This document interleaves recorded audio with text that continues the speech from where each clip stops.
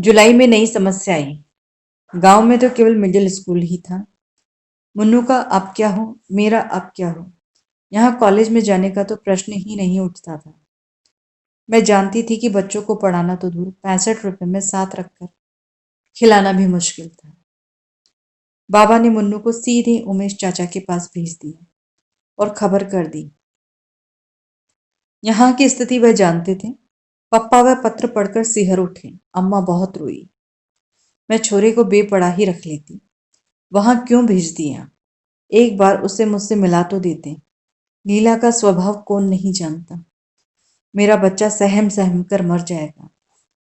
2 दिनों तक वह रोती रही। पप्पा अपराधी की तरह चुप बैठे रहते। अम्मा क्यों रोती है इस तरह? पप्पा यदि कुछ कर सकते तो क्या नहीं करते? 2 दिनों बाद वह बोली, मैं सोचती हूँ आशा को भी वहीं भेज दो। वहीं कॉलेज में भर्ती हो जाएगी। मैं समझ ही नहीं पाई कि अम्मा व्यंग कर रही है या, पर अगले वाक्य ने ही सारी बात साफ कर दी। लीला का स्वभाव तो तुम जानते ही हो। आशा मुन्नू के पास रहेगी तो उससे तसल्ली तो रहेगी, सोने को एक गोद तो रहेगी।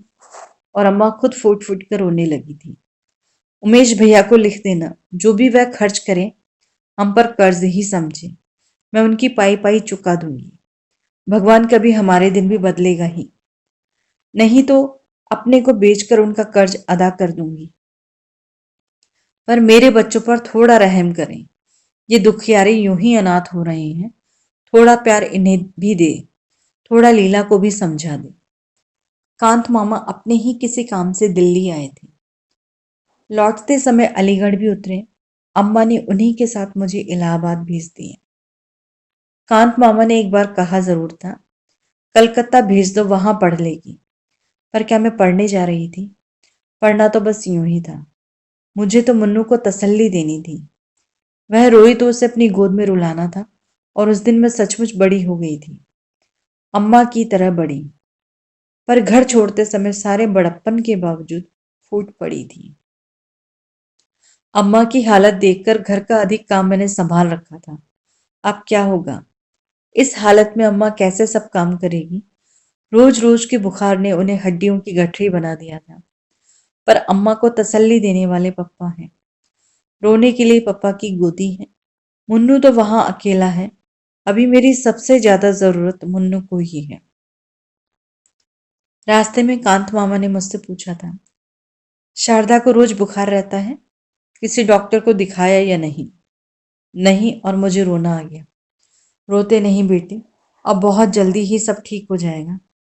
पापा ने तो कई बार कहा था कि दिखा दो, पर अम्मा मानती ही नहीं। कहती है डॉक्टर झूठ मूठ को वहम में डाल देते हैं। पापा चुप हो गए थे। मामा क्या समझते नहीं?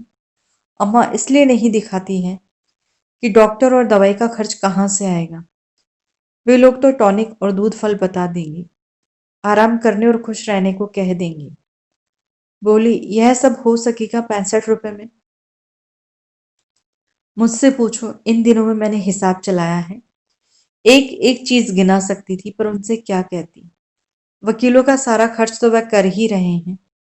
और वकीलों पर कितना खर्च होता है क्या मैं जानती नहीं? मुन्नू मुझे देखते ही चिपट पड़ा था और रो दिया था। मुझे भी रोना आ गया था। चाची ने कुछ कहा जरूर था, पर अपने ही रोने में हमने सुना नहीं। मुन्नू को गले लगाकर मुझे कैसा लग रहा था मैं नहीं बता सकती। इतना जरूर लगा कि उसे सचमुच किसी गोदी की जरूरत थी, किसी सहारे की। मैं चाची से बातें कर रही थी। उन्हें मेरा आना अच्छा नहीं लगा था, यह साफ था। पर मैं ही कौन अपनी इच्छा से आई हूं। मुन्नू का रंग काफी सांवला पड़ गया था। चेहरा सूख कर मुरझा गया था और आंखें बड़ी सहमी सहमी लग रही थी। लगा बहुत डर कर दब कर रहता है शायद यहाँ। घर में तो कितना उधम करता था। इतना सा बच्चा कैसे उसने अपने को बदला होगा, दबाया होगा। देखा, उसका काम था साल भर के टिट्टू को खिलाना। सारे दिन वह उसे गोदी में टांगे टांगे फिरता। कब तो वह पढ़ता होगा, कब वह होमवर्क करता होगा। रात को जब वह सोने मेरे पास आया तो धीरे से बोला, दीदी कल मुझे बुढ़िया के बाल खिलाना। टिल्लू और पम्मी रोज खाते हैं, चाची उन्हें पैसे देती हैं। और कहती हैं छिपकर खा लिया करो, पर वे सामने ही खाते हैं। एक दिन टिल्लू मुझे चिढ़ाकर खा रहा था। मैंने उसके बाल छीन लिए। उसने चाची से शिकायत कर दी। चाची ने मुझे बहुत मारा। चाची बहुत जोर से मारती है और वह फिर सिसकने लगा। मैंने उसे प्यार किया और कहा, मैं अपने भैया को बाल खिलाऊंगी, पर मेरा मन भीतर तक सिसक पड़ा। हम बड़े हैं, हम सब समझते हैं और सह भी सकते हैं, पर यह बेचारा कैसे समझे? समझ तो गया ही होगा, पर सहे कैसे? पहले रात को ही मैंने संकल्प किया, मैं कॉलेज नहीं जाऊंगी। घर का सारा काम मैं करूंगी, जिससे चाची को पूरा आराम मिले और उसका गुस्सा ठंडा रहे। चाची कुछ भी कहेगी तो चूं तक नहीं करूंगी। वह प्रसन्न रहेगी तो मुन्नू सुरक्षित रहेगा। मुन्नू को रात में बैठकर पढ़ाया करूंगी। मैं चाची से भी जल्दी उठकर सबके लिए चाय बना देती, फिर जल्दी से टिल्लू और पम्मी को तैयार कर देती। तब नाश्ता देकर तीनों बच्चों को स्कूल भेज देती। नाश्ते की प्लेट देखने चाची जरूर आती। शायद उन्हें यह वहम रहता था कि मैं मुन्नू को कुछ ज्यादा या अच्छा न खिला दूं। चाचा जी तारीफ करती, तुम तो बड़ी होशियार हो गई हो आशा, इतना काम कर लेती हूँ। चाची तुरंत कहती, मैं जब इतनी बड़ी थी तो 12 जनों के कुनबे को संभालती थी।